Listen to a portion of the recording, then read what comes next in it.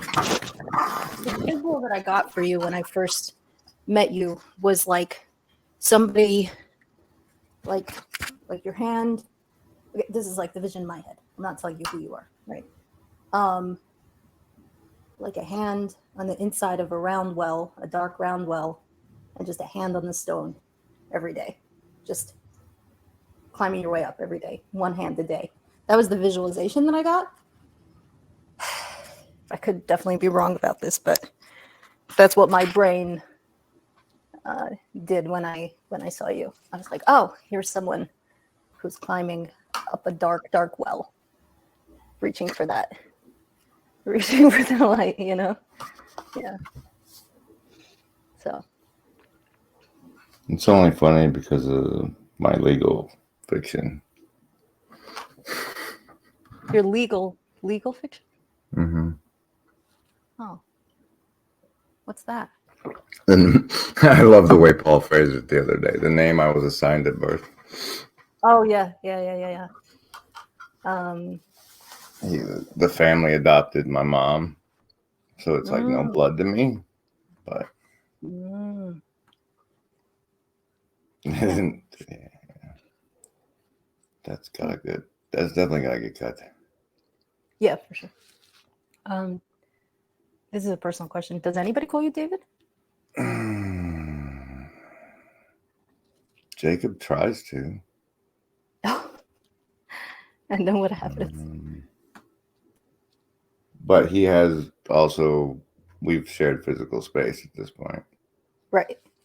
Yeah. Sure. I don't think anybody, no one springs to mind out of people that I haven't shared physical space with. Yeah. I could see that with you. That makes sense. Or I was projecting that. Who knows? You're like someone who can think on my level. Mm-hmm. Yeah. Like for as smart as all the people that poke around the corner are, it's. Yeah. I mean, the smart manifests in so many different ways. Yeah. Yeah, no, that's actually really interesting. Well, because like brains work differently as well. Mine works very spatially. Like everybody's the diversity. This I've learned a lot in this past year. I don't quite have the words for it, but like I learned a lot of this from Discord, talking to people about how their brains work, and like we are not created the same. Like there's some people's realities and consciousnesses that like almost don't overlap with other people's, like their somatic experiences, their like how they're processing things in memory. Like some people it's like the physical is really forefront, taste, smell, touch. Other people it's emotion that's really forefront. Like our internal experiences of the world, our consciousness. Yeah. And then I see what you're saying with the like this, like the where people's smarts are. Yeah. And where people can be really brilliant in one area, one capacity, and then just have blinders on somewhere else, or just really not be smart in another area. And so it handicaps them in that way. Like it's hard to deny that. But that's why like group dynamics and synergy. So when you like, I learned this in school. When you take a group of like 5 mediocre people and they work together well, they will create something better than one brilliant person ever could, who's like 10 times brilliant than all of them. Like the synergistic effect, because we make up for each other's inadequacies. So that group cohesion is like super important for us functioning. I mean, you and I are both brilliant, but like we could do much better and more together than we could on our own. Yeah, right? Because you specifically said earlier, like you got into the research thing. Like, so I researched it. That doesn't happen over here. What do you mean? Like, yeah, looking into something, going after it. I think it's more like mine's more like a mountain goat. Like I jump around and then I see what connects to the thing more than Yeah. more, Right. Yeah. I hope I'm not tiring you out too much. No. Well, no. It's not an easy time, but it's nothing to do with you. Yeah. Yeah. Well, same. It's too much of what you visualize, I suspect. Yeah, I'm sorry about that. No. It's hard not to see what I can see, and I'm not generally upfront and honest with people because it's not my business.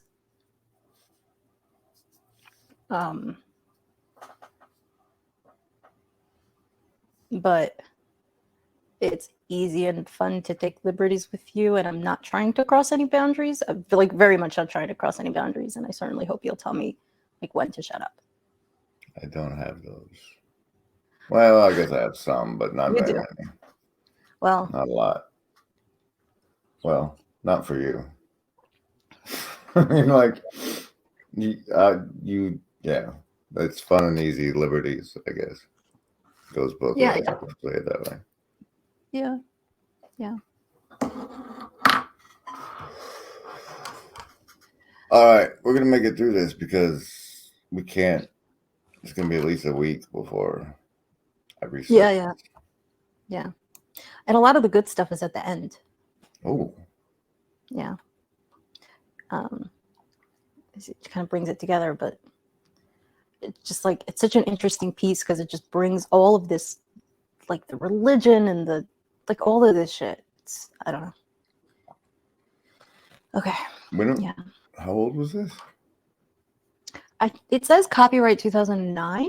Holy smokes! Somebody writes like this in 2009. Yeah, although sometimes these are reprints. So, but I think it is 2009. But look, people were pre-2010. Yeah. That always makes me wonder because the thing about facial structure and hair and all of these physical attributes, like sure, a bunch of it is genetics, but a significant portion of it is actually how you're living your life, and the that you're having for the significant portion of your life are shaping your face and they're shaping your character. Which muscles are you using all the time? You'll see like why does Mitch McConnell have no muscle? Like, because he's not using those muscles, because his character does not require or want him to use those muscles, and so then they go slack. It's not an accident. Like if Mitch 20 years ago, 40 years ago was like, I'm gonna get into this, and like his character arc went a different direction, some of those muscles would have developed, so those attributes, like to see where the muscles develop and where they don't, are super, super interesting. Where are people tensing and where they're not? These things that develop over years and years and years of time.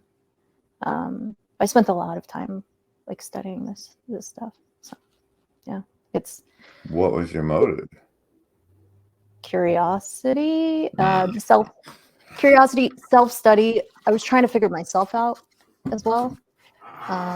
Greatest mystery we've ever gotten, right? Yeah. And so like mapping the different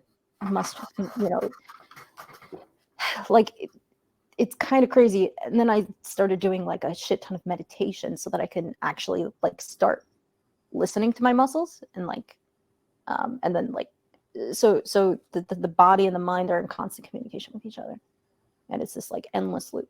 The body is communicating with the mind. The mind is communicating to the body, which is why. So I learned all these really interesting things. Like if you wear socks with holes in them, you're not thinking about it, but you are sending the message to your body and mind constantly of like, oh, I don't deserve to have socks that don't have holes in them.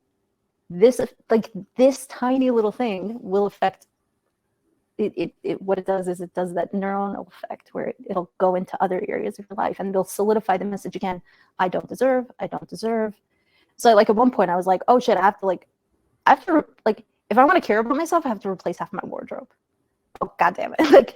Like, I can't keep giving myself this message because even though I'm not thinking about it, my body is processing it and it knows. It's aware of it, whether I'm conscious of it or not. This thing about like how much pressure am I putting on my hand, or like, am I treating myself roughly or not? Again, this is unconscious. Like, it's all language. It's language to ourselves, from ourselves. It's also language. It's language to other people that then they're interpreting that they don't realize they're interpreting. So we actually do take in these patterns, and then we actually have a pretty good idea generally. Like, that's the whole thing about trusting your instincts and why it's kind of important. And like in the Western world, it's like, you know, oh, but the mind, and like women are like, oh, but I had this feeling, but then I didn't listen to it. It's like, no, actually fucking listen to the feeling. You don't need to explain it, and chances are you can't. So just listen to the instinct, because your body is like a magnificent creature and it knows how to talk to you. And so yeah, it gets really deep. And then like all the thoughts that you're thinking all day and telling yourself, I'm lazy, I'm this, I'm that. So that's a whole rabbit hole to go down to. When I started studying communication, it was about other people. Now, more recently, in the last couple of years, I'm realizing actually how much more critical the communication with myself is. And the better the communication with myself is, then I can. It was good. It was a good foundation to have the study of others, and the body language, so it's like a blessing and a curse. Like reading a different level of language. Obviously, I can't read people's minds, and it's very important to be aware of that. I can't look at someone and be like, I know what they're thinking. Like, oh, I see disgust. That means like, no, I don't fucking know. If I want to know, I ask. Like if I think I see something that's important and it's relevant and it's my business, which honestly 98% of the time is not my business. It's like not, so I have to like ignore it. There are times I see some things and I'm like, holy fucking shit. I did not want to see that. Like there's the amount of information you get from this sort of thing. Oh, now I'm talking. Okay. Because yeah, I don't ever want to presume that I know what's going on in like somebody else's mind. That's like really dangerous and like unhealthy and unwise. Yeah. But there's so much that we tell each other non-verbally, far more than we do verbally. And it's like, it's so detailed and it's so rich. Like, it's not making sense. No, but you do sound knowledgeable nonetheless. Yeah. Now I'm just concerned about how much you're reading from me. So you're like a lovely human being. Yeah. Okay. I mean, you're flawed like the rest of us, but you're pretty good. I'm sitting here and talking to you. All right. Didn't make that cut. One thing I'm super curious about, which I don't understand or know, are the lines you have here. Right? But I'm not knowledgeable enough to grok out what that actually maps out. But that's really interesting. Right? I don't know. This one that looks like a scar? Is it a scar? Line? Yeah. Yeah. Is it a scar? Mm-mm. No. It's just an indication of a path, of a road well traveled. No, so you've traveled down a specific road significantly, and I don't know what that road is, but it's interesting in that sense. It's lovely. Those are the things that make up your character. It's pretty cool. Yeah. Okay, I need to shut up. So great. I'll make that easy for you. Fantastic. Yeah. Scarier than reading other people's body language is reading my own. But I'm sort of. That's probably why people hate watching themselves so much. Because their subconscious sees so much of that. Okay. I'm gonna put a little. This is when we got back to it.